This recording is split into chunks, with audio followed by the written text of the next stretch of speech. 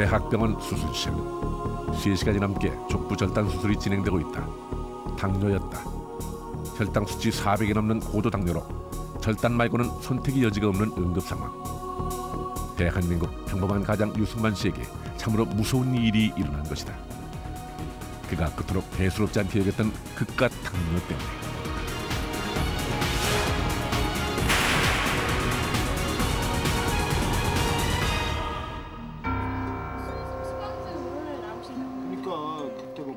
수술한 지 3개월이 되어 만난 유승만 씨는 혈액 투석을 받고 있었다.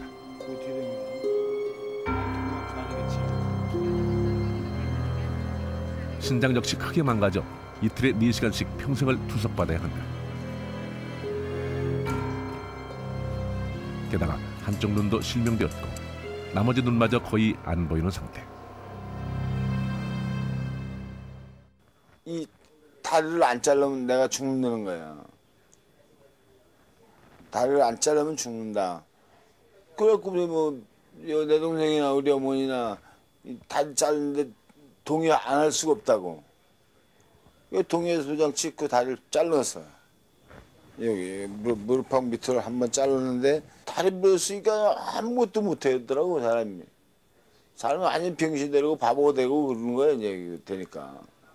근데 지금 다리 하나 잘랐지만 이제 언제 또 자르자고 할지 모르는 거고 언제 또 내 죽을 병이 닥쳐서 내가 위기에 놓일지도 모르는 거고. 이 당이라는 게 참 무서운 거라고 이 당이. 인구 10명 중 1명이 당뇨. 이제 우리나라도 당뇨 인구 500만을 넘어섰다. 최근에는 그 연령층도 점차 낮아져 소아당뇨가 새로운 문제로 대두되고 있다.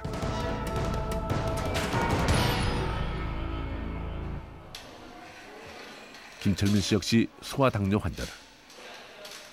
음료수건 물이건 물 종류를 입에 대면 그냥 꿀꺽꿀꺽꿀꺽꿀꺽 다 넘어가요. 꼭 수도꼭지 틀어놓은 것처럼. 그리고 밤에 오줌을 못 가려요. 침대에다가 오줌 싸고 심지어 기저귀까지 찼었어요. 나이 15까지 야뇨증을 달고 살았던 고통쯤은 괜찮다. 그런데 이제 수십 년간의 당뇨병 때문에 고스란히 두 눈을 내주고 시각장애인으로 살아야 한다.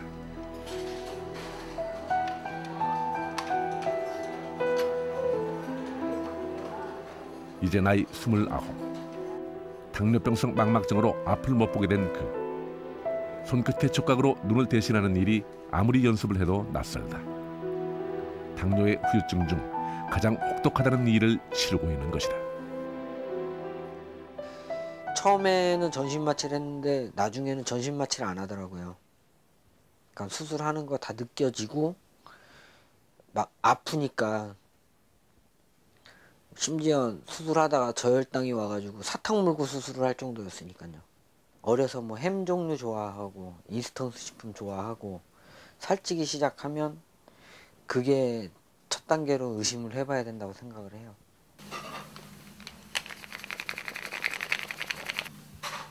지난 7월 한쪽 눈을 잃고 단 6개월 만인 1월에 다른 한쪽 눈까지 맞아 잃었다. 김철민 씨 어머니 역시 심각한 당뇨로 이미 한쪽 눈은 실명 상태. 다른 한쪽 눈도 장애 2급 판정을 받은 상태다. 나는 조금이라도 그래도 형태라도 보이니까 사람은 못 알아봐도 이렇게 저 사람이 무슨 색깔 입고 무슨 옷을 입었구나 그거를 느끼는데 쟤는 암흑 속에서 사니까 기가 막히죠. 꿈 같아 지금도 꿈. 마음이 아프죠. 무척 아프죠. 죽지 못해 사는 거지.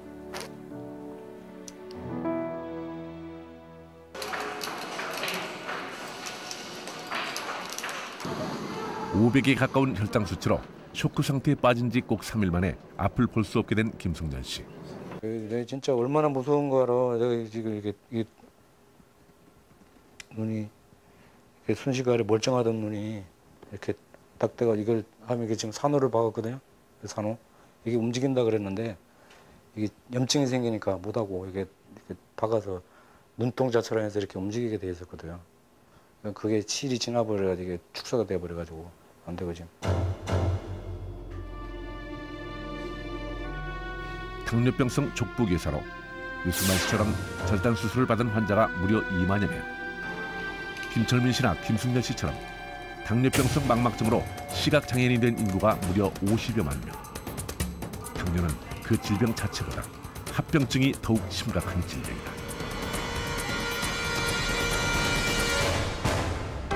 당뇨는 췌장 내 당을 조절하는 호르몬인 인슐린이 제 역할을 못할 경우 당이 세포 속으로 분해가 안 되고 혈액 내에 쌓여서 피를 끈적끈적하게 만들어 혈당을 높이는 질병이다.